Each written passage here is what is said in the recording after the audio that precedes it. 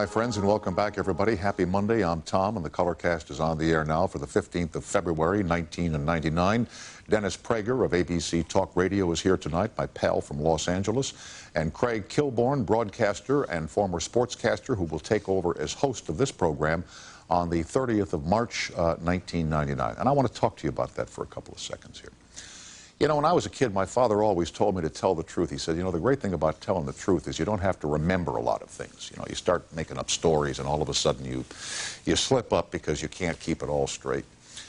When Kilborn begins his assignment here on the 30th of March, I will have been here for 4 years and about 3 months. And when I started this job 4 years and 3 months ago, in my mind, it was a 4 to 5 year run, at which time I wanted to look for other things to do in my life, which I've been telling you here for almost the past year. And when it came time to announce my leaving this program, there's always a big orchestration on when somebody leaves a show, because the network and the company that produces the show wants it to appear in the papers at the proper time so nobody gets hurt. It often becomes more important than it really is. But this was all going down about a year ago, and the reason I'm telling you this story is because it involves a man who really helped me to get this job at CBS and from David Letterman 5 years ago. And his name is David Bianculli, and he is a TV critic and writer for the New York Daily News, who about 5 years ago now, when I was still working over at CNBC and happy as a pig and you know what, printed a story in the New York Daily News, hey CBS, how about putting Tom on after Dave? And this whole thing about me coming over here to follow David Letterman at CBS took on a life of its own, and David Bianculli wrote about this day after day after day in a very positive and a very kind way. So he became a friend to me, and I thanked him for his efforts in making this possible. Now when it came time to leave, the network and the production company, Worldwide Pants, Mr. Letterman's company, were concerned that the announcement about the passing of the torch, or as I call it, the burnt stick, be done at the correct time. And this was going to take place, if you recall, I told you about this just about a year ago. It was going to appear in the papers after we appeared in New York last April. And somebody at the New York Post, you know, found out my plans to leave the show, and they called the network and they said, you know, we hear Snyder's leaving and we're going to go with the story. And the network felt that they would like the story not to run in the paper until after we had left New York and until after they had talked to Craig Kilborn and made plans for an orderly transition on this program. And so the network made a deal with the man from the New York Post, whose name I can't remember, that if they would hold the story till a certain date, we would give them an exclusive on the story, and I would consent to be interviewed by the man from the New York Post, which I agreed to at the time. The next day, I went out to have lunch with David Bianculli at an interview arranged by the CBS press department. And all of a sudden, he looks at me and he says, by the way, have you made any plans to leave the show? And I know the network has made a deal with the New York Post, so therefore I can't tell him, because that would violate the deal that we made with the New York Post, which I agreed to. And you know how a number of options go through your mind, and I looked at him and I said, you know, I really haven't thought about that. And I'd like to call it a white lie, but it wasn't very white. It was an untruth, because I knew what was going to happen, and I knew that I wanted to leave here, you know, as quickly and as orderly as I could. So now the story runs the New York Post, and David Bianculli, who's been my friend for a long, long time, I called him on the phone to apologize, and he took it rather well, and he was very gracious. But he said, I know that you were telling me an untruth. And I said, yeah, I was, but I said, I need to ask you to consider the circumstances that I was in. There are no circumstances in which an untruth is acceptable, and I apologized to him. I apologized to him on the phone at the time. And he will hear about this, I'm sure, and I want in front of all of you to tell him I'm sorry that that happened and I wish it never had. And that's the end of my little story. This has been bothering me now since last April or May, festering in my little brain, and I just want to get it off my chest because I consider Mr. Bianculli to be an honorable man, and I was less than honorable with him. Now, Tom, will you stop whipping yourself and get on with the show? Yes, I will. Dear Tom, I took my grandmother to the doctor the other day for a routine checkup. This is from a listener. The older woman began a conversation with my grandmother, and after a while I heard her say, well, I sent my husband to the garden to pick a head of lettuce for supper, and right there in the garden he fell over dead. Granny said, oh my, what did you do? She said, I opened a can of peas.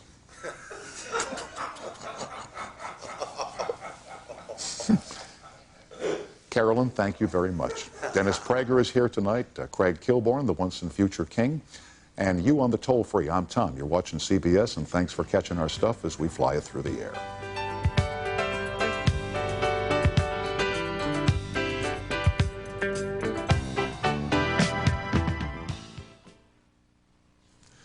As many of you know, and as I've said here for the past year or so, there's a change ahead in late night. At the end of March, I'll be happy to hand over this program to Craig Kilborn, who was the one-time host of The Daily Show on Comedy Central, and before that, an anchor over at ESPN. And come March 30th, it'll be the Late Late Show with Craig Kilborn here on CBS, and it's a pleasure to welcome this young man to our program, and thanks for coming on. Nice to see you, sir. Now, many people have called here saying, what's going to happen when the changeover takes place? And I've been saying, wait till Craig gets here, we'll ask him. What have you got lined up for the folks? Everyone wants to know the format. Isn't it enough that I'm going to be there? And no. No, it's not. No, it's not quite enough. We you know what I found out today? The Daily Show was a half hour, and I assumed this was going to be a half hour. Today they say it's going to be an hour.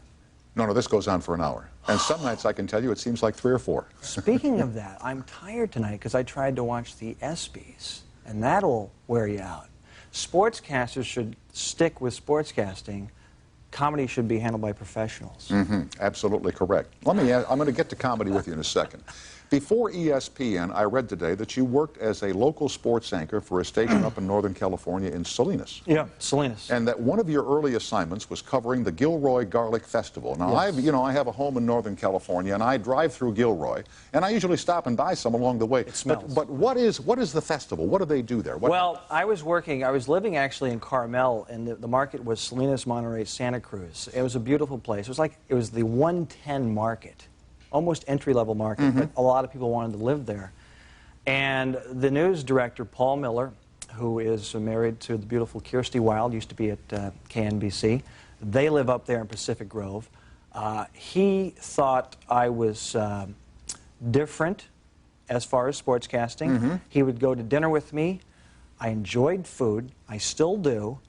And he said, Craig, the Gilroy Garlic Festival, I want you as our sports director to cover that because you love food.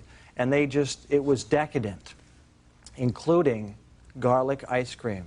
And it's not good. They just wanted to say they had garlic ice cream.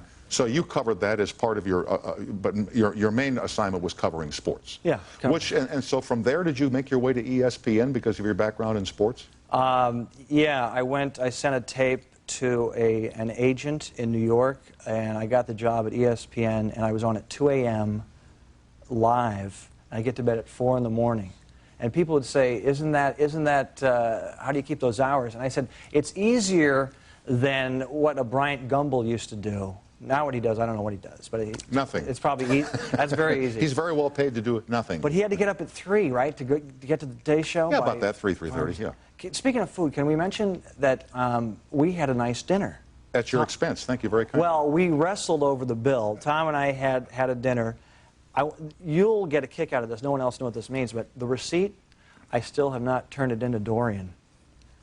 So I'm really paying for that dinner. You're trying to expense account my dinner? No, I didn't. I did not turn it in. You pay for that dinner, young man, or the television gods will punish you severely. I did. I didn't even think about turning it in. Now, at ESPN, and I've talked with your friend Keith Olbermann about this. I'm worried about Keith. I am worried about Keith. But let me ask you here about living in Bristol, Connecticut. One of the complaints he had as a single guy living in Bristol was that it got lonesome there at night. There isn't an awful, and I'm saying nothing against Bristol, Connecticut as a great community if you've got a family, but for a single guy looking for a little... Tom, let me just tell you, Keith lives in L.A. He's still lonely at night, okay?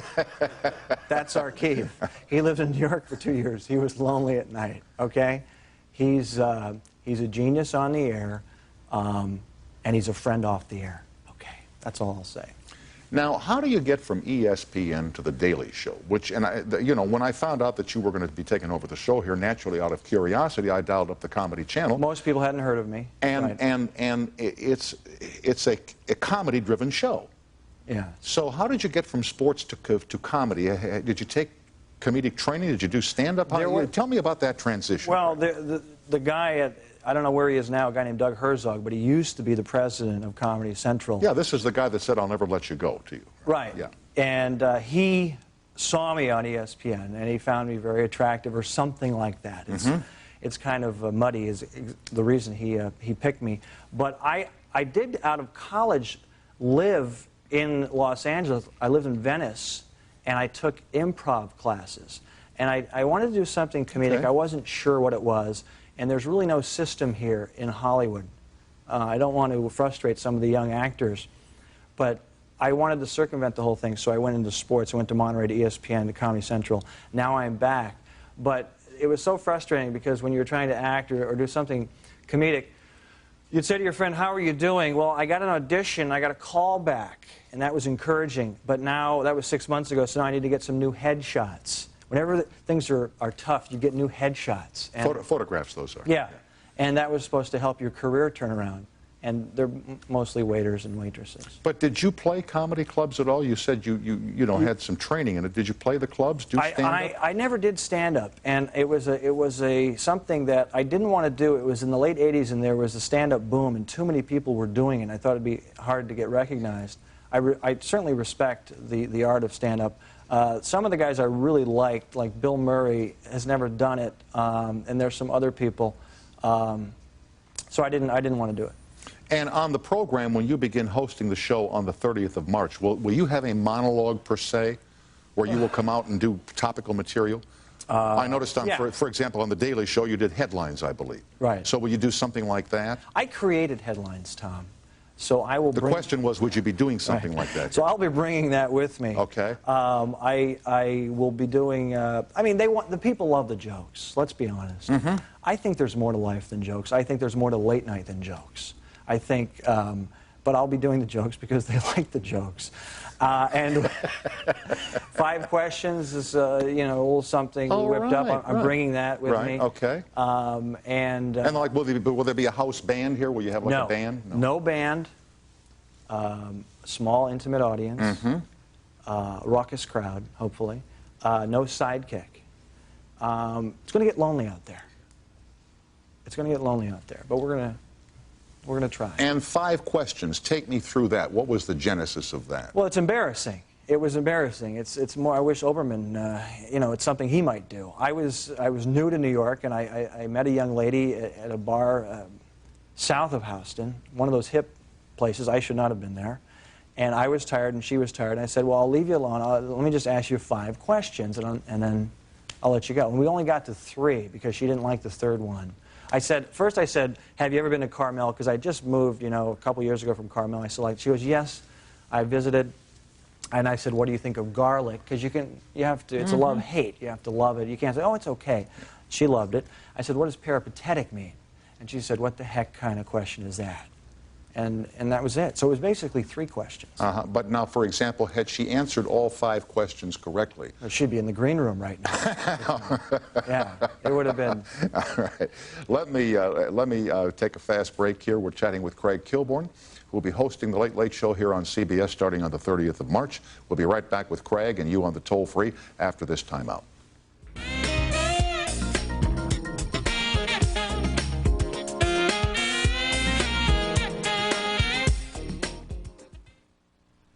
We're back with Craig Kilborn. Now, this 5 questions thing, I forgot to ask one thing before the break. I read this afternoon, I didn't get to see all of Comedy Central, that one night Bill Murray was on there, whose name you mentioned, and Debbie Reynolds played 5 questions, and from what I read, they did very well. Bill got 5 out of 5. That'd be perfect. Yeah. That'd be very well. So the best you can do is tie Bill. You can never beat Bill. That's appropriate. Debbie Reynolds tied Bill, and I said, "You tied Bill." And then she did something. She says, "Well, I'm better looking, and I have," and then she mentioned breasts, and she put my hand on her breast. On her breast. That's comedy. I recoiled. Yeah, we like Debbie. We love Debbie. I felt something. It was wrong. Whatever it was I was uncomfortable. But 5 questions will be coming. Bill Murray's breast, and that's all right. Yeah, but 5 questions will be coming to the show. We're bringing it. And headlines will be coming to the show. I don't know what we're doing with headlines. We'll call it something else. But, Well, yeah, because I see Jon Stewart, and he calls it headlines. Yeah. You're watching this stuff.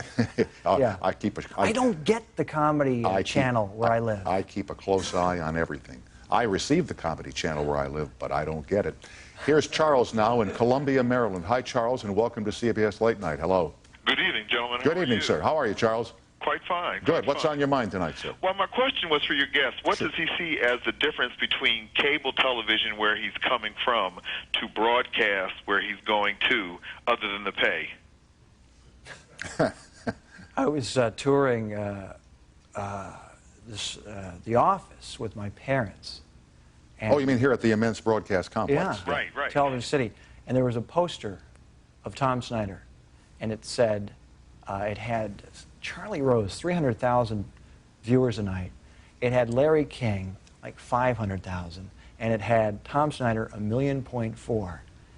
And my dad says, great, because I don't like Larry King. That was my dad. That's okay. I love Larry King. Well, you know the two things I like most about Larry King? What? His face.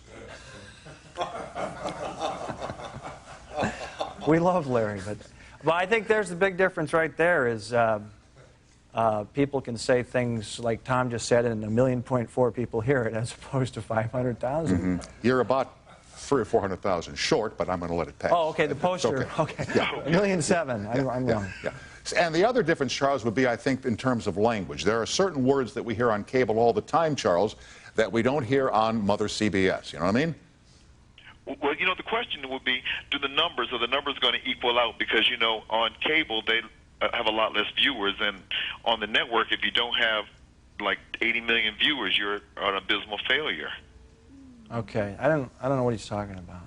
No, fortunately, the expectations are low for the show I'm going to do, I hope.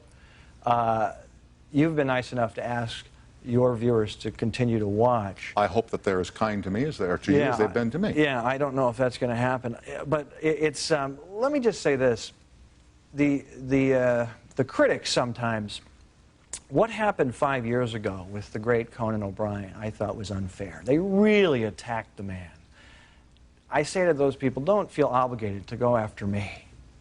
That was not fair to Conan. At the same time, don't gush over me too much. Just a little bit of gushing goes a long way. Or if you don't like my first show, I think I read this somewhere, it was attributed to you, that's okay, but come back in 3 months or 6 months and see if we're progressing. Yeah, or we're on the 15-year plan, Tom. Oh, are you really? We're hoping to hit our stride in year 15. Wish you well with that. Charles, I'm glad you called, and thank you for watching us tonight. Thank you. All right. We're going to miss you. You're very kind, Charles. Thanks, okay? All right. All right, good night, sir. Now, in your previous lifetime, you worked at McDonald's for a time at the Golden Arches. What was your job there? In high school, didn't everyone work fast food? I can't believe I did that, but I was... Did you do like where they stop and tell what they want at the speaker in the line? I didn't want to be a cook. Usually they have the tall geeks hidden back as a cook, but I said, let me get out there in front of the people and scare them, and I had to wear the little hat. Yep. And the big thing was suggestive selling. Now, I've always been a smart aleck, so suggestive selling, are you familiar with what that is or not? Want a malt with those fries? Exactly. Yeah. So this was me as a 10th grader, the suggestive selling, my little mind. I'll have a Big Mac, a fry, and a Coke. I go, would you like 7 McChickens with that? That was my big joke. When I go to the Would you Arches- like 8 apple pies with that? Yeah. When I was a kid working back in Milwaukee at the malt shop, we were always told to say, would you like 1 or 2 eggs in your malted milk? Even if the customer never mentioned eggs, you say, would you like to have 1 or 2 eggs in your malted milk? And they would, they would tell you, because it was 25 cents extra per egg. And then you went on to play college basketball at Montana State, I read today. Yes. And you were pretty good player there. You got an offer to go pro. Oh, well, no. I sat on the bench. I was a slow white player. I still am a slow white player. And I led the Big Sky in turnovers. I was a good shooter, but I went over to Europe. No, I left the Big Sky in turnovers. That's very good. Thank you. You're welcome. Just savoring the moment. Okay, I just looked at the hair. I went to Europe to play with some Americans touring, and I was flying out of Frankfurt. Everyone else was flying out of Geneva, Switzerland. And they called me. I was staying with somebody in Frankfurt, and this coach from Luxembourg called me and said, will you play? We need an American on our team. I said, you've never seen me play. He says, you're an American, you'll average 30 a game. And they offered me like $600 a month, an Huge. apartment, yeah, Huge, yeah. an apartment and free food And I said no, I wanted to come back. I was just out of college. I wanted to try to get a job. Yeah, that was the one regret. But I wasn't a good ball player. I was just an average ball player. Unless I'm playing like against Rebecca Lobo, then I'm then I'm a star. No. In any event, I wish you well starting here, I guess, March the 30th, which is 6 or 7 weeks from tomorrow night after the NCAA finals here on CBS. And I appreciate when I met you a few months ago in your office, we weren't clear when I was going on, February or March, and you said, Craig, get your show in order. If you want me to work a couple extra weeks, I'll do that. And that was very, very nice of you. I appreciate that. My pleasure. But March 26th will be it here. Okay. Thank Good you, luck, sir. young man. Thank Okay, you. thank you. Craig Claiborne. He's the former restaurant critic for the New York Times, and Craig Kilborn is the future host of the Late Late Show here on CBS. Yeah, I think, you know, I make little mistakes as I go here. You know, my tongue gets in the way of my eye teeth. I can't see the prompter. I can't read it properly. Craig Kilborn, Late Late Show starting March 30th right here on CBS. 15-year plan. 15-year plan. All right. It was a joke, by the way. It's a joke. Now, next, Dennis Prager, right after these messages. All right.